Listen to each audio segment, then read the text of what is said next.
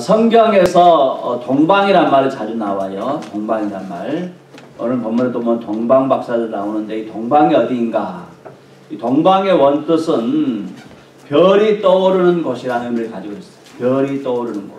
그래서 그쪽에서 항상 지구가 자전하다 보면은 그쪽에서 별이 먼저 뜨는가 보죠. 그래서 이 별이 떠오르는 곳, 특별히 가나안 땅에서 별이 떠오르는 곳이라 했을 때는 바벨론과 페르시아 지역, 지금의 이라크와 이란 지역, 그 지역이 바로 동방으로 불렸다는 것이죠. 그래서 동방박사 세 사람이 그곳에서 별을 관찰하다가 왕을 상징하는, 왕이 태어난 것을 상징하는 그런 별을 발견하게 됐어요. 어마어마한 별을 발견했어요. 그래서 이 세 사람이 너무너무 놀라고 기쁜 마음으로 황금과 유학과 몰약을 준비해가지고 그 별을 따라가는 거예요. 수천 리 길을 따라서 오는 거죠. 그래서 왔더니 예루살렘을 도착했어요. 왕을 예표하는 별을 발견했을 때 그 왕이 태어날 만한 곳이 어디가 있겠어요? 왕이 태어날 만한 곳은 당연히 왕궁입니다. 그래서 동방박사 세 사람이 당연히 왕궁으로 갔어요. 왕궁으로. 헤롯 왕이 다스리는 그 예루살렘의 왕궁으로 갔어요. 오늘 본문 말씀 3절 말씀 한번 같이 읽어봅시다. 3절 말씀 시작. 헤롯 왕과 온 예루살렘이 듣고 소동한지라. 동방박사 세 사람이 헤롯 왕궁에 갔어요. 그래서 우리가 이 왕을 경배하러 왔다, 그런 말을 했는데 헤롯 왕과 온 예루살렘 사람들이 다 소동을 했어요. 소동. 왜 소동을 했을까? 왕이 태어났다는데 왜 소동을 했을까요?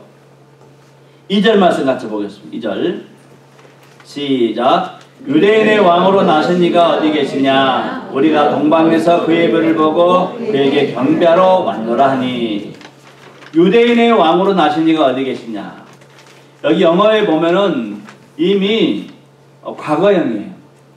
유대인의 왕이 이미 태어났다는 거죠. 그런데 우리가 그 태어난 왕을 경배하러 왔다는 거죠. 그런데 유대인의 왕은 태어날 수 있잖아요. 유대인의 왕은 태어날 수 있어요. 그런데 유대인의 왕이 태어났는데 왜 헤롯 왕이 놀라고 예루살렘의 사람들이 크게 놀랐을까요? 그것은 이 동방박사 세 사람이 와서 말했던 그 단어 하나 때문에 그렇습니다. 무슨 단어일까요? 유대인의 왕으로 나신 이가 어디 계시냐? 유대인의 왕으로 나신 이가 어디냐? 그런데 이 유대인의 왕이 누군가에 대해서 가장 정확하게 해석을 해주신 분이 바로 헤롯 왕이에요. 4절 말씀 같이 보겠습니다. 4절 말씀 시작. 왕이 모든 대상과 백성의 사교관들을 모아 그리스도가 어디서 나겠느냐 물으니. 동방박사 세 사람은 유대인의 왕으로 나신 이가 어디냐 하고 물었는데 헤롯 왕은 그리스도가 어디냐고 물어보는 거죠. 헤롯 왕은 로마로부터 팔레스타인을 통치하라고 왕으로 임명된 이방인이에요. 유대인이 아니에요. 로마에서 너 예루살렘 다스리는 왕이 되어라. 그리고 왕이 된 사람이거든요. 그래서 야훼 신앙과 메시아 신앙에 대해서 잘 모르는 사람이에요. 근데 이 사람이 유대인의 왕이 태어났다는 말을 듣고는 서기관과 모든 대사장들 불러놓고 뭐라 했어요? 그리스도가 성경에 어디서 났다고 말하느냐? 성경에 그리스도가 어디서 나겠느냐고 예언되느냐? 이렇게 물어보는 거죠.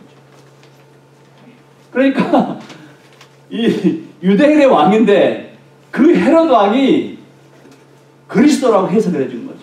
전혀 메시아에 대해서 모르는 사람. 이 사람들이 놀랬던 이유, 그 사람들이 소동을 일으켰던 이유가 바로 이유입니다. 단순한 유대인의 왕이 아니라 성경에서 유대인의 왕이라 했을 때는 바로 메시아. 히브리 말로는 메시아. 헬라 말로는 뭐라고요? 그리스도. 똑같은 말이에요. 뜻은 뭐라고요?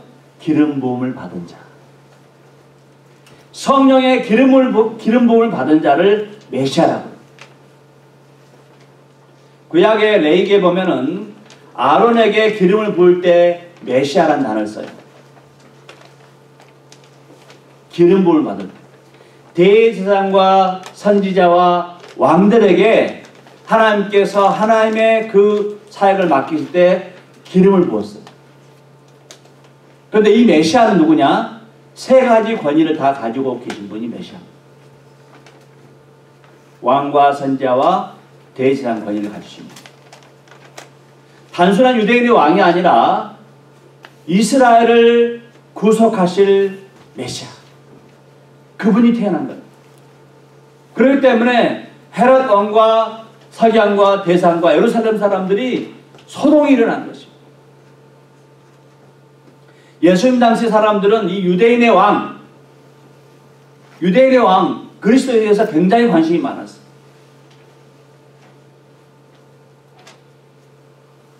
동방박사 세 사람이 예수님께 경배하고 난 다음에 헤롯 왕에 가서 우리가 그리스도를 경배했습니다. 가서 만나십시오 하는 게 아니라 꿈에 천사의 지시를 받아서 다른 곳으로 가요. 왜? 헤롯 왕이 그리스도를 죽이려고 그러니까. 그래서 누가 그리스도인지를 모르게 됐어요. 상황은. 그래서 그 당시 사람들은 그리스도에 대해서 굉장히 관심이 많았어요. 예수님을 십자가 처형을 취했던 본디오 빌라도도 유대인의 왕 그리스도에 대해서 관심이 많았어요. 그래서 이렇게 물어봅니다. 누가복음 23장 3절 말씀 같이 읽어봅시다. 시작. 빌라도가 예수께 물어 이르되 내가 유대인의 왕이냐 대답하여 이르시되 내 말이 옳도다. 빌라도도 관심이 많았어요. 이 사람이 그 어식으로 한 유대인의 왕 그리스도냐? 예수님께서 뭐랬어요? 내 말이 옳도다. 이거 보면은 빌라도가 예수님을 신문하고 있는 것 같죠? 분위기는. 근데 거꾸로 보면은 예수님께서 빌라도를 신문하고 있어요.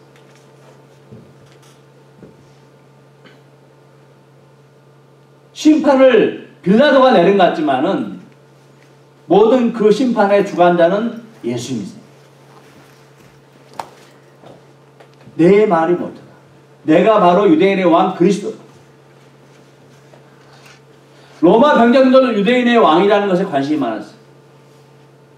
로마서 23장 37절로 38절 말씀 다 같이 시작. 이르되 내가 만일 유대인의 왕이면 내가 너를 구원하라 하더라.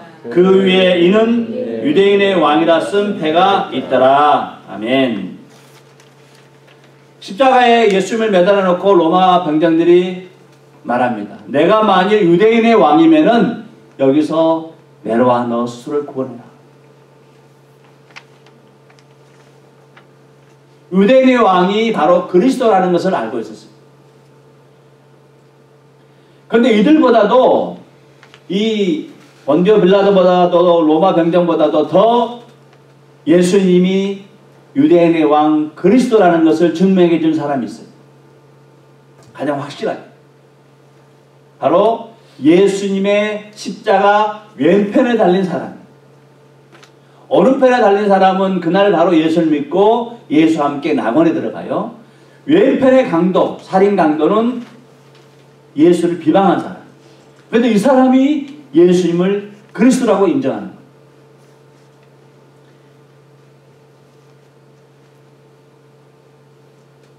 같이 한번 읽어볼까요?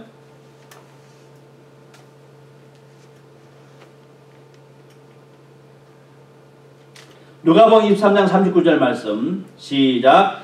달린 행악가 중 하나는 비방하여 이르되 내가 그리스도가 아니냐 너와 우리를 구원하라 하되. 그 악한 살인죄를 저지른 그 악한 사람도 옆에 십자가에 매달린 그리스도를 보고 뭐라고 했다고요? 내가 그리스도가 아니냐. 놀라운 일이에요. 헤롯 왕은 자기 아들 셋을 죽였어요. 그리고 자기 부인도 죽였어요. 왕비를. 자기 장모님도 죽였어요. 또 본디오 빌라도는 예수님을 사형 선고 내린 사람이죠. 로마의 병정들은 예수님을 십자가 못 박혀 죽인 사람이죠. 또 예수님의 왼편에 달렸던 그 행악자도 사람을 살해했던 사람이고 강도였습니다. 이 세 사람도 공통된 특징들은 모두 악한 사람들이었다는 거죠. 모두 사람을 죽이는 악한 사람들. 그런데 이 사람들이 어떻게 해요? 예수님을 유대인의 왕, 메시아, 그리스도라고 고백하고 있다는 거죠. 얼마나 놀라운 일인 거예요. 그런데 오늘날 수많은 사람들은 예수님께서 이렇게 그리스도가 되시고 메시아가 되고 죽은 자 가운데 부활하셔서 하늘로 승천했다는 그런 기록과 역사적인 사실을 접하고 나서도 예수님을 믿지 않는 거예요. 근데 이보다 더 큰 충격적인 사건은 예수님을 구주로 믿는 사람들이 성탄절이 돼도 예수님에 대하여 기쁨과 즐거움이 없다는 사실. 성탄이 됐는데 예수님께 나의 죄를 속하고 나를 영원한 세계로 인도하시는 그 예수님을 기쁜 마음으로 찬양하고 기쁘고 즐거운 마음으로 예배드리고 경배를 해야 되는데 너무나 무감각 같다는 거예요. 그냥 보통 때 어디 놀러 가는 것보다도 못하는 마음으로 하나님께 예배드리러 왔어요. 이게 더 큰 충격적인 사건입니다.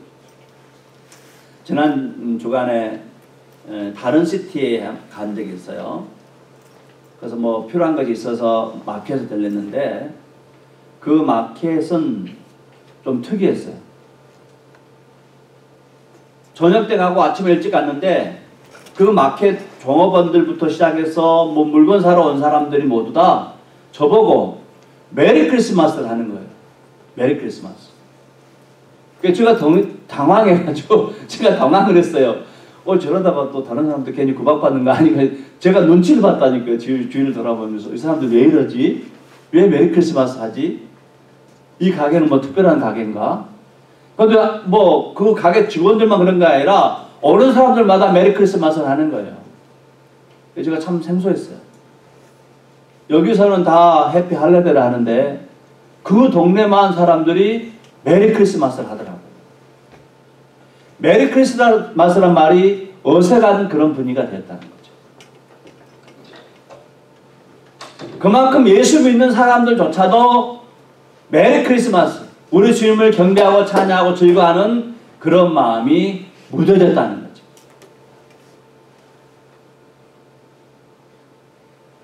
다시 한번 우리 가운데 예루살렘에 동방박사가 나타나서 유대인의 왕이 어디 계시냐고 말했을 때 예루살렘이 소동이 일어난 것처럼 전 세계 아니 우리 교회 성도들 가정 안에도 충격과 기쁨과 즐거움의 사건들이 일어나야 되는 것입니다.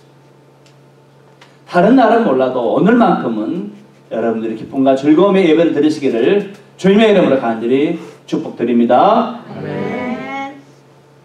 그렇다면 왜 예수님께서 왕으로 오셨는가? 왜 예수님께서 왕으로 오셨을까? 왕이 되려고 하면은 첫째로 뭐가 있어야 돼요? 왕이 되려면은 나라가 있어야 되고 주권이 있어야 되고 또 백성들이 있어야 돼요. 다스릴 백성들이 있어야 돼요. 예수님께서 다른 것이 아니라 왕으로 오셔야 되는 이유는 하나님의 나라와 하나님의 통치와 하나의 백성들을 기르고 돌보기 위해서 왕으로 오신 것입니다. 2절 말씀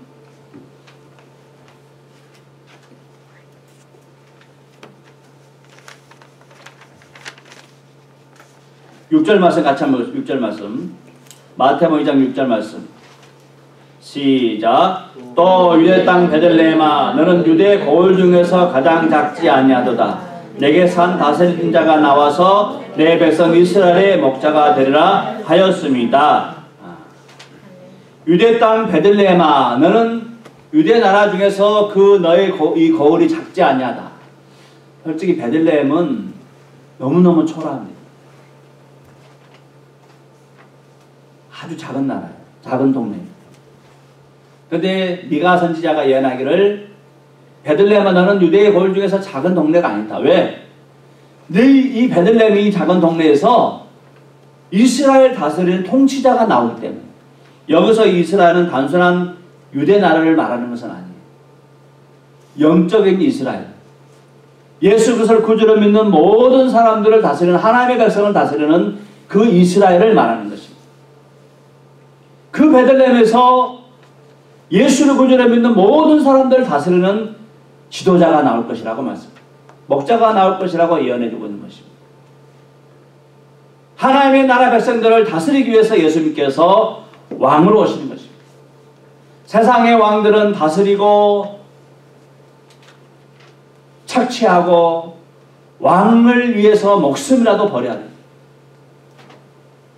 그런데 예수님은 섬기려 하고 자기의 목숨을 대성물로 내어주시기 위해서 오셨습니다. 요한복음 10장 11절 말씀 같이 보겠습니다. 시작. 나는 선한 목자라. 선한 목자는 양들을 위하여 목숨을 버리거니와. 예수는 왕으로 오셨지만은 선한 목자처럼 오셨어요. 선한 목자처럼 양들을 위해서 자기 목숨을 버리는 그런 왕으로 오셨다는 것입니다. 이 예수 그리스도를 영접하고 예수를 환영하고 예수를 믿게 되면은 그 안에 뭐가 있어요? 영원한 생명이 있게 돼요. 요한 1서 5장 12절 말씀 같이 읽어봅시다. 시작. 아들이 있는 자는 생명이 있고 아들이 없는 자는 생명이 없느니라.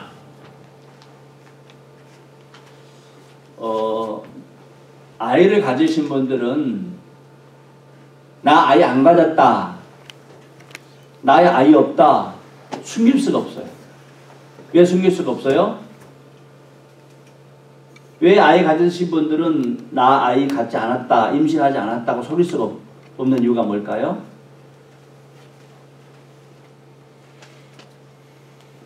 권사님, 아이 넷 낳았죠?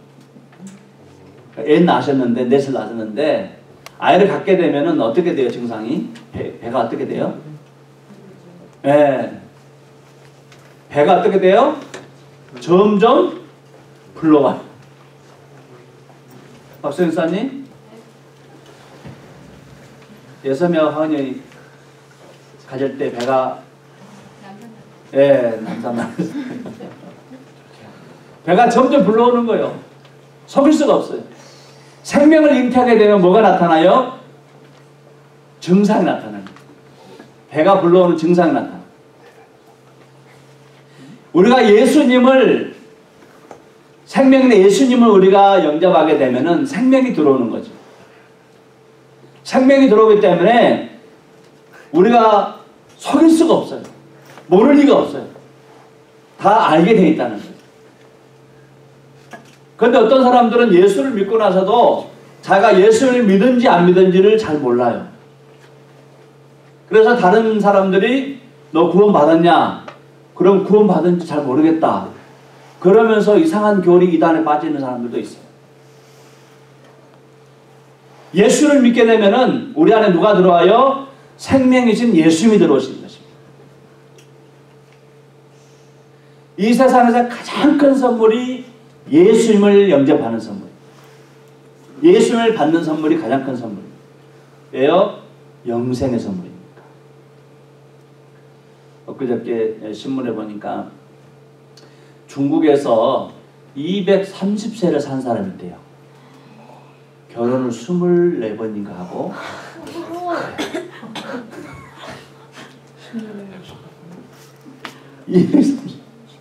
결혼을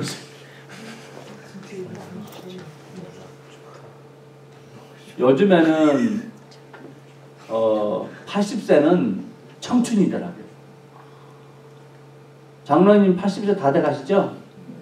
네, 청춘이죠. 청춘아. 네. 80세는 청춘이에요. 예. 100세쯤 돼야지 조금 먹었다고 이렇게. 그래서 팔순잔치에도 옛날같이 막 이렇게 광고 안 해요. 식구들하고 그냥 같이 식사 정도 하고 이 정도지. 그런데 우리 인생에서 200년을 살든 1000년을 살든지 간에 그 생명은 영원한 세계에서 보면은 먼지만도 못해. 영원히 늙지 않고 죽지 않고 천사처럼 사는 그 세계, 그 영원한 생명을 예수님께서 우리에게 주셨단 말이에요. 그것을 주기 위해서 2000년 전에 이 땅에 예수님께서 오신 거예요.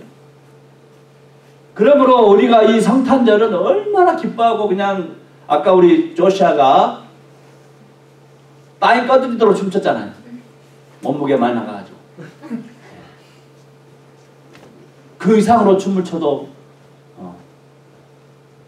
기쁨을 다 표시할 수 없는 그런 날이 바로 성탄절.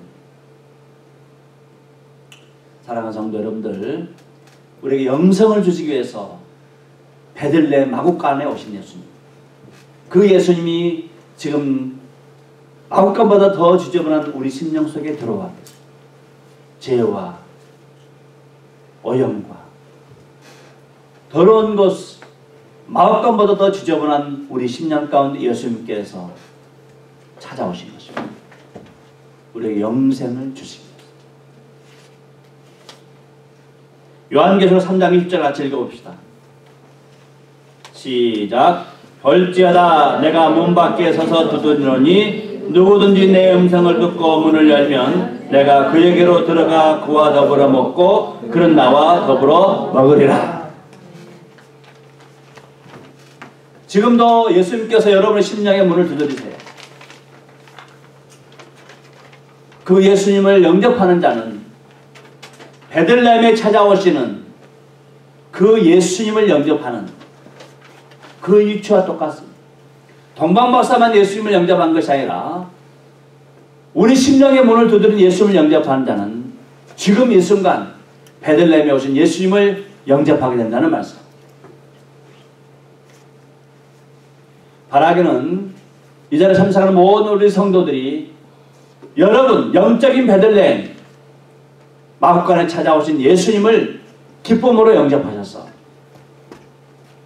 영원한 생명을 소유하고 우리 주님과 함께 영생을 누리게 되는 모든 성도들 되기를 주님의 이름으로 간절히 축복합니다. 네.